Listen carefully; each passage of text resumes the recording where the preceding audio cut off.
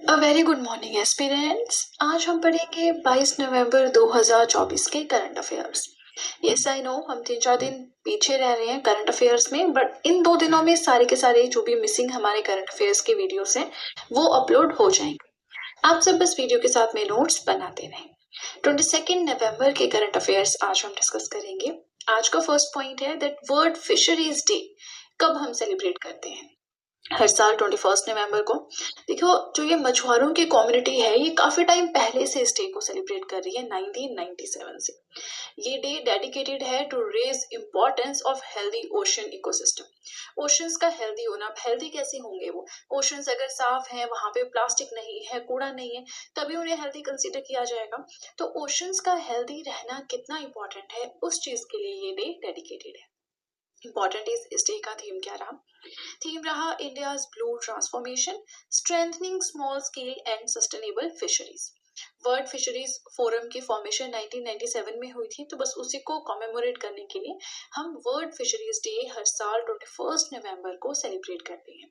India में इस day को सेलिब्रेट किया जाता है by the department of fisheries, जो आता है under ministry of fisheries, animal husbandry and dairy. पहले 3 महीने तो हम ज्वाइन करने के बाद राइट। सेकेंड पॉइंट हम देखें तो देखिए वर्ल्ड टेलीविजन डे, ये मैं आपको ऑलरेडी पढ़ा चुकी हूँ, लेकिन आज हम इसे क्यों फिर से पढ़ रहे हैं अगर हम ऑलरेडी कवर कर चुके हैं? क्योंकि यहाँ पे थीम भी मेंशन है।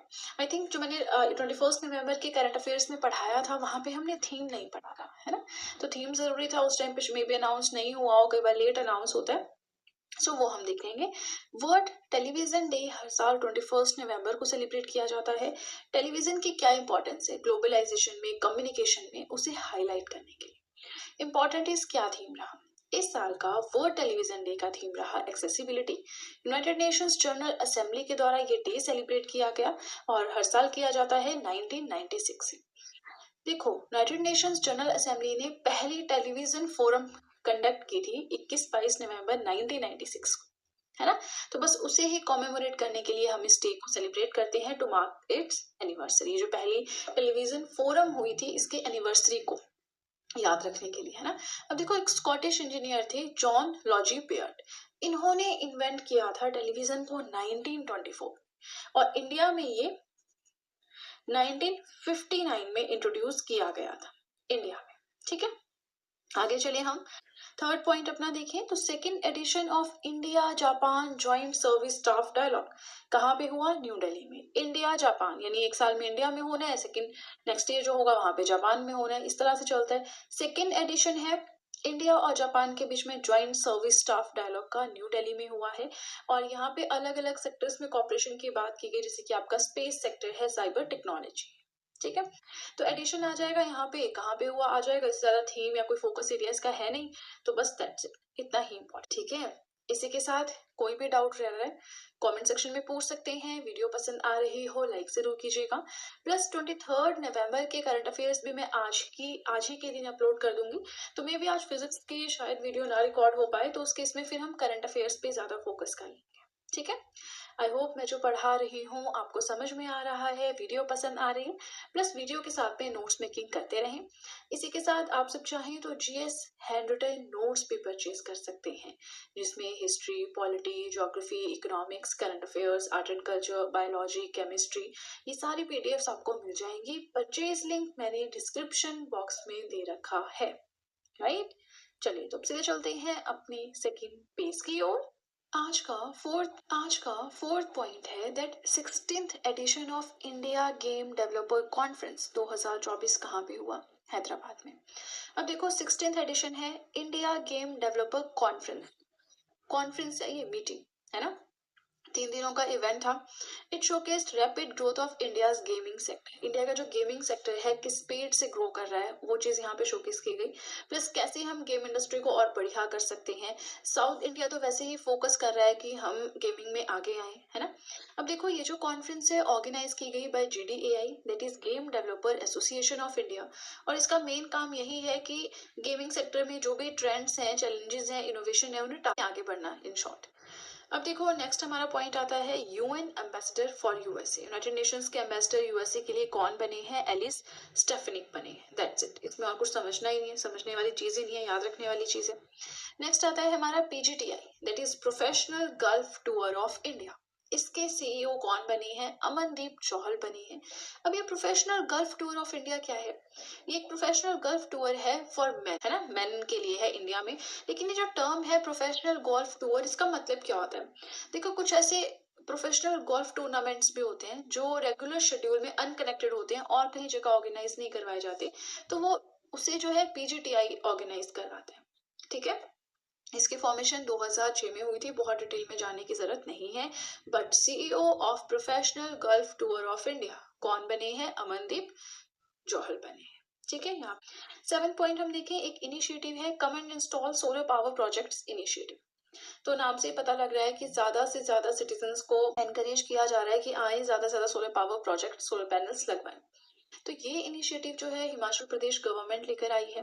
हिमाचल प्रदेश के जो सीएम है सुखविंदर सिंह सुक्खू, वो लेकर आए हैं ताकि इन्वेस्टमेंट स्टेट के solar and solar energy projects में ज्यादा खींची जा सके। एम यही है कि हिमाचल प्रदेश को चेंज करना है या कन्वर्ट करना है या टर्न करना है, बदलना है into a clean and green energy state. साफ और ग्रीन एनर्जी कैसे बनेगा? अगर हमारी पूरी डिपेंडेंस इलेक्ट्रिसिटी की किसके ऊपर हो जाती है? सोलर एनर्जी के ऊपर हो जाती है या रिन्यूएबल एनर्जी सोर्स पे हो जाती है। टारगेट है 31 मार्च 2026, यानी 1 साल का टाइम है ना। चलिए, याद रखना है come and install solar power projects initiative Himachal Pradesh government लेकर रही है। ठीक है, 8th पॉइंट हम देखें, women's world billiards championship title. ये जो वुमेन्स का वर्ल्ड बिलियर्ड्स चैंपियनशिप टाइटल है, ये श्रुति एल ने जीता है, इंडियन है, एंड पहली बार इन्होंने अपने करियर में ये वर्ल्ड लेवल का चैंपियनशिप जीता है बिलियर्ड्स का। ठीक है, अब देखिए इसी के साथ सेकंड पेज होता है कंप्लीट। अगेन कोई भी डाउट हो कमेंट सेक्शन में पूछ सकते हैं। वीडियो पसंद आ रही हो लाइक जरूर कीजिएगा। इसी के साथ आप सब चाहें तो मुझे इंस्टाग्राम पे फॉलो कर सकते हैं, आप सब चाहें तो मुझे टेलीग्राम अकाउंट पे ज्वाइन कर सकते हैं। इन दोनों चीजों का लिंक मैंने डिस्क्रिप्शन बॉक्स में दे रखा है। राइट, चलिए तो अब सीधे चलते हैं अपने थर्ड और अपने लास्ट पेज की ओर। Our 9th पॉइंट है that PV Sindhu badminton centre for sports excellence. इसकी नींव रखी गई है विशाखापट्टनम आंध्र प्रदेश में। 2 एकड़ की लैंड इस सेंटर के लिए दी गई है। डेफिनेटली यहाँ पे ट्रेनिंग प्रोवाइड करवाई जाएगी बैडमिंटन से रिलेटेड, है ना। 10th पॉइंट हम देखें तो ऑस्ट्रा हिंद हुई है रिसेंटली। क्या है ये? Joint military exercise between Australia and India. नाम से पता लग रहा है ऑस्ट्रेलिया इंडिया। 3rd एडिशन हुआ है इस साल, पुणे महाराष्ट्र में हुई है। 11th पॉइंट हम देखें, सो 3rd रोहिणी नैयर प्राइज किसे दिया गया? ओडिशा के एक इंजीनियर है अनिल प्रधान, उन्हें दिया गया। 28 इयर्स के हैं, को फाउंडर है यंग टिंकर फाउंडेशन के। आपने नाम याद रखना है, अनिल प्रधान, ओडिशा के इंजीनियर हैं, इन्हें 3rd रोहिणी नैयर प्राइज दिया गया। ये जो प्राइज है हर साल दिया जाता है by Nayar foundation for social and economic purposes to individuals under the age of 40। 40 साल से कम उम्र के जो इंडिविजुअल हैं जिन्होंने सोशल लेवल पे, इकोनॉमिक लेवल पे कुछ अच्छा किया है, उन्हें नैयर फाउंडेशन के द्वारा ये अवार्ड दिया जाता है in the memory of one of India's eminent economist. ये रोहिणी नैयर कौन थी? बहुत ही फेमस इंडिया के एमिनेंट या फेमस एक इकोनॉमिस्ट थे। इनके नाम पे अवार्ड दिया जाता है। उड़ीसा के इंजीनियर अनिल प्रधान जो कि 28 साल के हैं, उन्हें इस साल 2024 में दिया गया। अब देखो, इन्हें ये अवार्ड दिया गया है रूरल डेवलपमेंट के लिए, है ना। रूरल एरियाज में जो भी इन्होंने स्टेम एजुकेशन को बढ़ावा दिया या प्रमोट किया। स्टेम में क्या है? Science, technology, engineering and mathematics, ये इसकी फुल फॉर्म है, इसके लिए दिया गया। Now he is awarded for outstanding contribution to rural development for his work in promoting STEM education, science, technology, engineering, mathematics among students in rural areas. ठीक, आगे चलिए 12th पॉइंट देखें। सो अफगानिस्तान के लेजेंडरी एक क्रिकेटर है मोहम्मद नावी, इन्होंने अनाउंस की है अपनी रिटायरमेंट फ्रॉम ओडीआई फॉर्मेट, है ना। टेस्ट मैच होते हैं, T20 होता है, ओडीआई होता है, 3 मेन फॉर्मेट होते हैं। तो इसमें इन्होंने ऑलरेडी जो है 2019 में अपनी रिटायरमेंट अनाउंस की थी टेस्ट फॉर्मेट से, और इस साल 2024 में अपनी रिटायरमेंट अनाउंस की है from ODI, one day international format से। ठीक है, अब देखिए ये है हमारा आज का लास्ट पॉइंट, और इसी के साथ हमारे आज के करंट अफेयर्स यानी 22 नवंबर के करंट अफेयर्स हो जाएंगे कंप्लीट। लास्ट पॉइंट है दैट कोस्ट गार्ड जो है इंडिया और श्रीलंका की, उन्होंने 7th annual high level meeting की है कोलंबो में। 7th एडिशन इंडिया और श्रीलंका के कोस्ट गार्ड्स की मीटिंग का, जो कि एनुअली होती है मीटिंग, हाई लेवल मीटिंग, ये कहाँ पे हुई है? कोलंबो। कहाँ पे है कोलंबो? श्रीलंका में है। क्यों? To combat international maritime crimes and promote regional cooperation.